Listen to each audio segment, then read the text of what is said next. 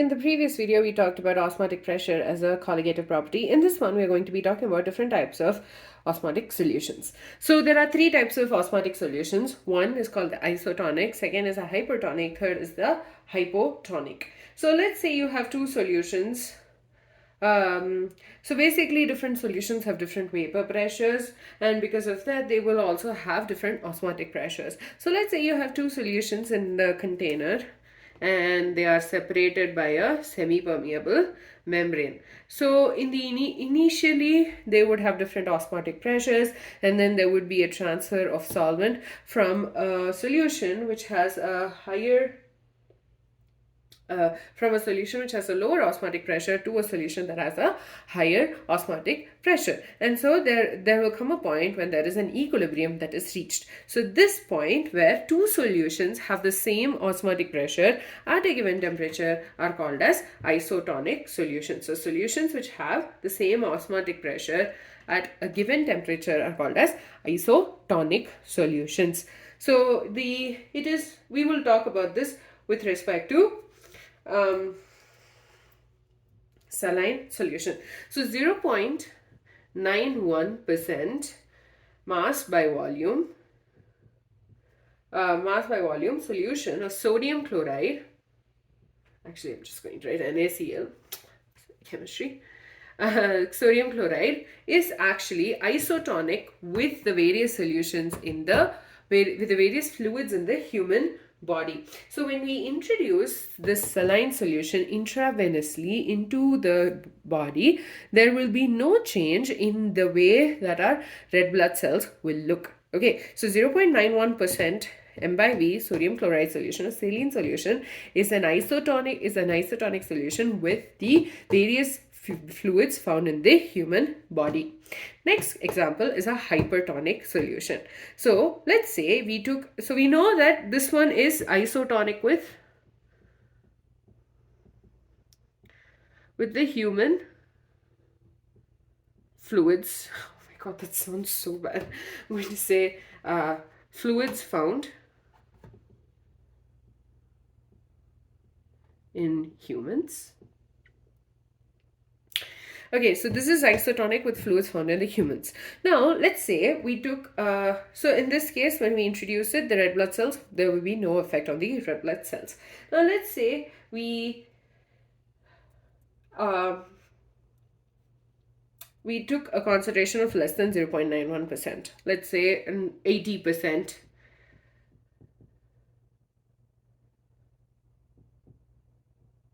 Or rather, let's go in the same order. So let's say we took 100% M by V. That's so bad. Actually, not 100%. I'm sorry. I would just kill you. Okay, 0.1. Sorry. 1% M by V NaCl. Now, 1% N by V NaCl is more concentrated than the fluids found in the human body. So what will happen is when we introduce this 1% solution, it is basically going to have a higher osmotic pressure than that of the fluids in the human body, and this in turn will also cause shrinkage in the the RBCs, and because of the shrinking, the red blood cells will actually basically not exist anymore. So 1%, that's a bad example. So basically the 1% solution of NaCl is more concentrated than and will have a higher osmotic pressure, and because of that the water will flow from the cells into the solution, and this in turn will lead to the shrinkage of the cells. And so this solution is hypertonic to the fluids found in the human body. So 1% M by V NaCl is hypertonic because it has a higher osmotic pressure compared to the fluids found in the human body. Next one, we're taking hypotonic. So let's take 0.80% M by V NaCl. Now, this is less concentrated, right? So the fluids found in the human body will be more constant. Like the RBCs, what it'll do is it'll start taking in the water from here into the cells, and this in turn will lead to the cells swelling. So 0.80% M by V NaCl is a hypotonic solution to the fluids found in the human body. So these are the three types of solutions. 0.91% M by V NaCl is isotonic to the fluids found in the humans. So because of that, usually medicines are injected into the saline is basically safe, and it's usually used to deliver various substances intravenously. And because it's isotonic, it will not lead to shrinkage or swelling of the cells. So isotonic solutions are two solutions having the same osmotic pressure at a given temperature. Next is hypertonic. 1% of NaCl, if it's given, what will happen is the cells will start to shrink because the water will flow from in the cells to outside the cells, and this in turn makes 1.00% M by V sodium chloride hypertonic because it has a higher osmotic pressure than the other solution, in this case the fluids. And then the last one is a 0.80% of M by V sodium chloride is hypotonic because it has a less osmotic pressure. What will happen is the water will get transferred from here to the cells, which will lead to the cells getting swollen. Now when people have a lot of salt, if you have a lot of salt, it is noticed that there is a lot of retention of water, which is why people and this process of swelling of puffiness is called as an edema. And when the red blood cells are placed in water actually comes out of the cells, and because of that they shrink. So basically people suffering from blood pressure are also advised to make sure they have a less amount of salt, and this because of the intricate balance of the sodium and chloride ions, and if you don't take care of that, it could cause some major issues. There are other examples of osmotic pressure in our osmosis in our daily life.